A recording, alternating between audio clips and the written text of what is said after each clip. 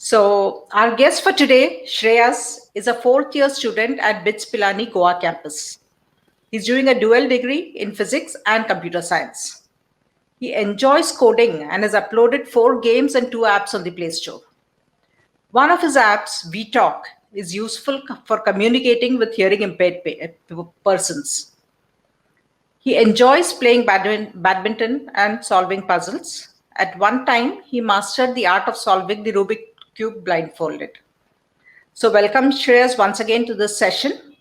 And can I start by asking you if you were to describe yourself in just 3 words, what are the adjectives you'd like to give yourselves? How do you see yourself?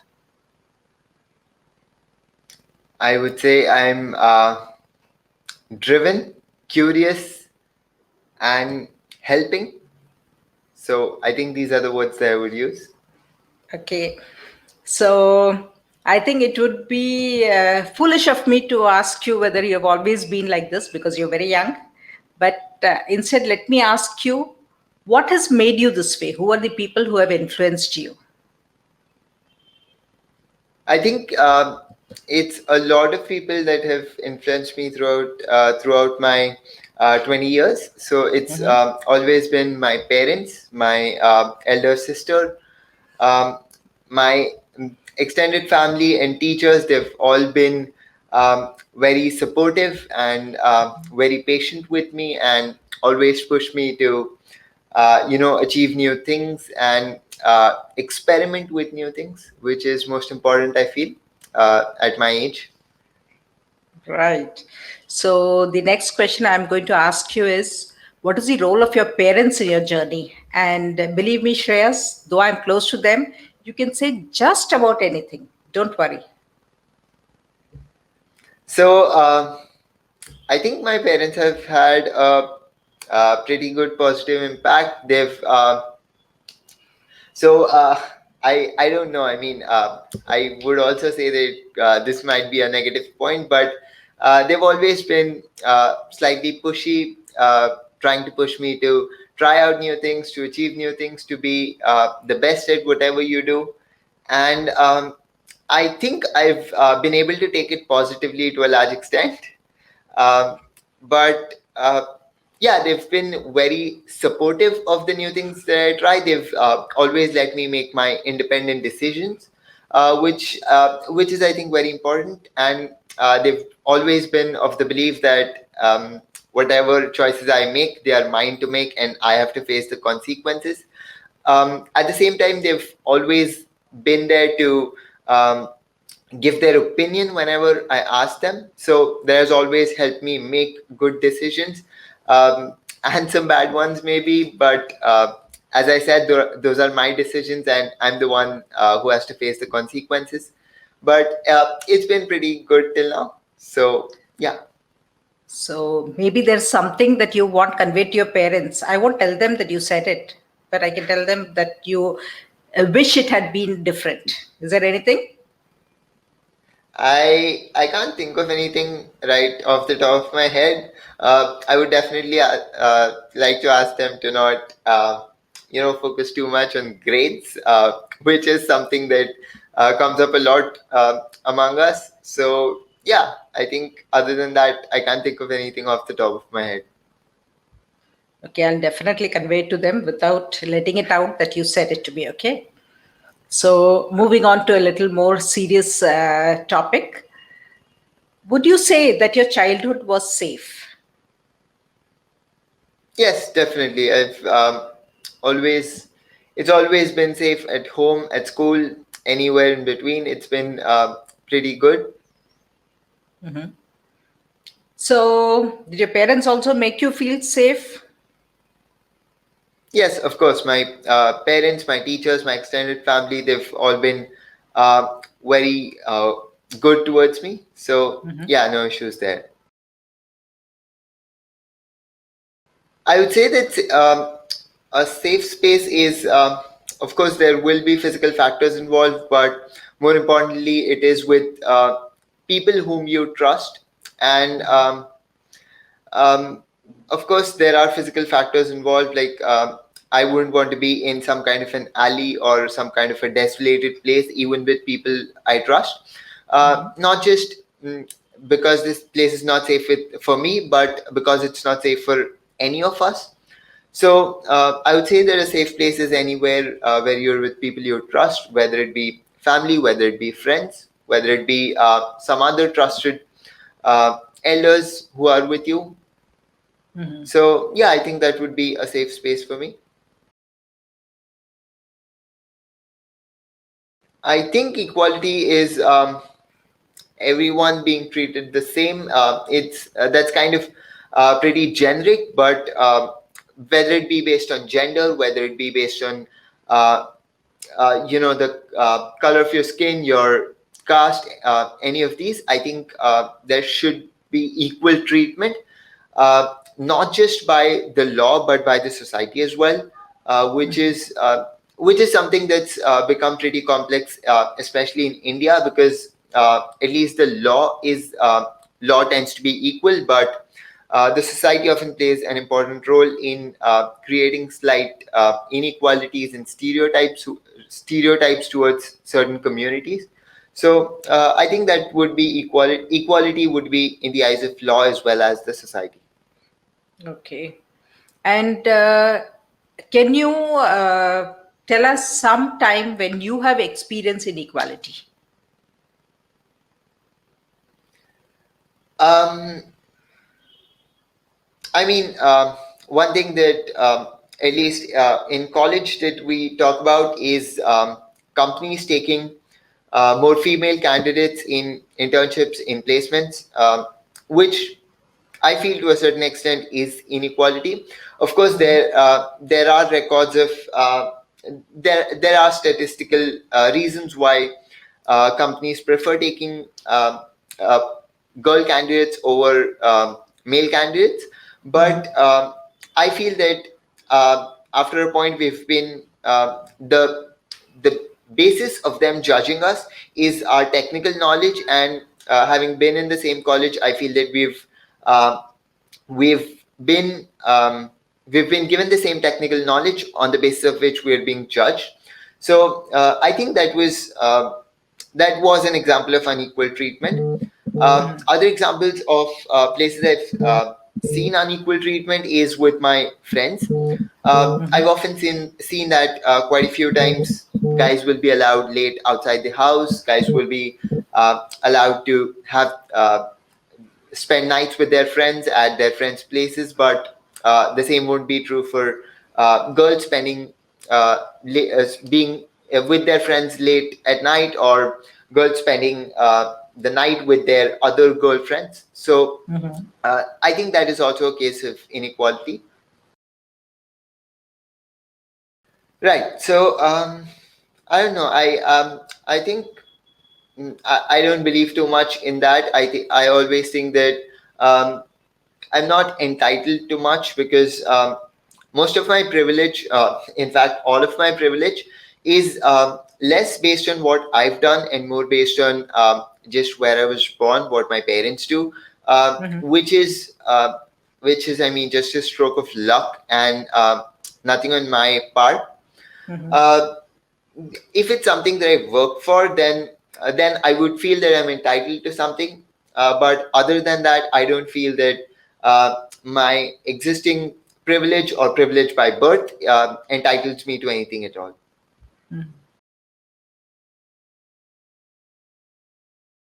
If I were to take a guess, I would say between 40 and 50,000 cases being reported every year.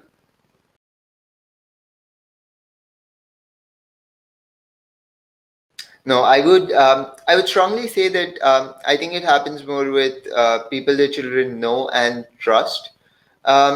Especially with children, it's often not strangers, I would say. So I feel at least 80 or probably more, maybe 90% of the cases are with people that the children trust, whether it be at home or extended family or teachers.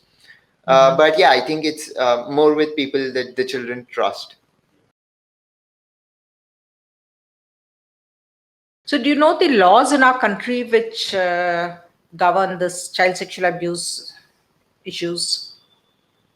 So I believe there's a protection of Children from Sexual Offences Act. I think POXO Act, which was established in, which was passed in around 2010, 2012. So I think that talks mostly about sexual offences against children. So, did you read about this since you had to give this interview, or did you know about it from before? Yes, I read about it because I had to give this interview. Okay, that was nice. So, like I mentioned, especially in India, it's not just a law that we need to amend and that we need to look at. It's also the societal impacts, the social impacts. So, a lot of times, what happens is, even though there are harsh punishments, these punishments only come to effect when the offenses are reported. But a lot of times, what happens is because of social factors, there are quite a few even parents who choose not to report some offenses. So that is something that we need to take care of. So I think that needs to be fixed. Of course, there had to be a law, but now that there are laws that govern this, I think it's the social aspects that we need to focus on more. So by behavior, I'm assuming you mean what counts as sexual abuse and what doesn't. Yes, yes. So I think from having a child watch pornography or expose their private parts, from that to even getting too close to children with the wrong intent, touching them at private places, any of these should count as sexual offenses. Of course, there are bigger offenses, which are, of course, most of them are mentioned in the act that we were talking about. But I think, of course, in case of your immediate family or even extended family, the distance aspect might be difficult to gauge. But I think children need to be told about what counts as and what doesn't count as sexual abuse, and I think they should immediately respond. They should not let anyone come uncomfortably close to them. Of course, there are offenses committed against children that are too young to understand any of this, so we need the adults to understand, of course. But after a point, a lot of children, they know what a comfortable distance is, and if anyone tries to come closer than that, I think they should be a little wary about that. I'm not sure, but I mean, if there are visible bruises, then of course there's some kind of abuse going on, whether it be sexual or it could, in a lot of cases, just be violence. But bruises are, of course, a sign. There could be other indicators as well. There could be children who may be traumatized by what happens with them, and a lot of times it affects their ability to communicate. And we could also just observe children's behavior when with different people around them. So if they start behaving in aberrant ways, with unusual ways with some particular person around, then I think that could be a sign of some kind of a tension between the child and that person. Sometimes depends on the extent of abuse that has been going on, but I feel like it would be a pretty traumatic incident for them, and it could in some cases be very difficult to recover. Also, it might so happen that that the child is sensitive about talking about the entire incident. Of course, we could have counseling for them, but yeah, it could take a pretty long time for the child to come out of it. Again, that kind of depends on what position they're in. A lot of times, like you mentioned, there is a difference in power. So if they think that confronting him might complicate things more, it might be better to directly report him. But of course, confronting or reporting him, one of these needs to be done immediately. So yeah, I think that would be that's what they would do. In an ideal scenario, yes. Like I said, there are social factors as well, but I would hope that they do report it to either the police or the sexual abuse helpline. I mean, yeah, they could do that, but personally, I feel that coming forward with it might also be a better idea, because coming forward with it also lends the strength to other units in the family, other children in the family who might have faced similar situations to come forward.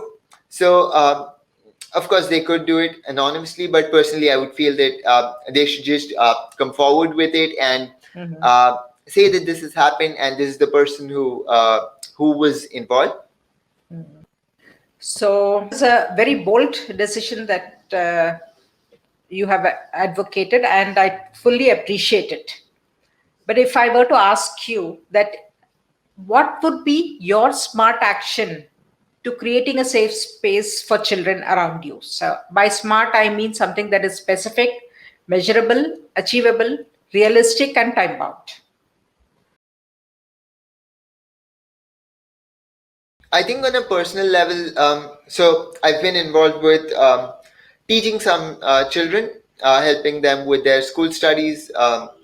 Some children in as part of an NGO, so we provide free tuitions to them apart from their school.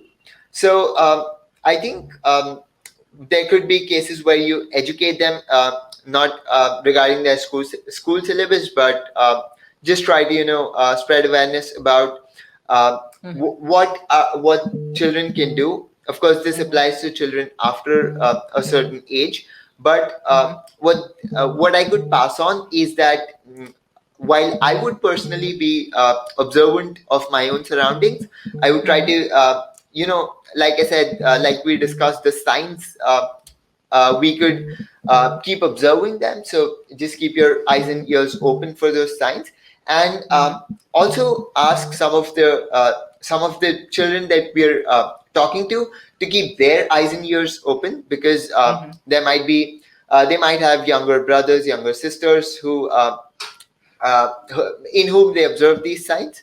So that's something on an individual level that I feel we could do.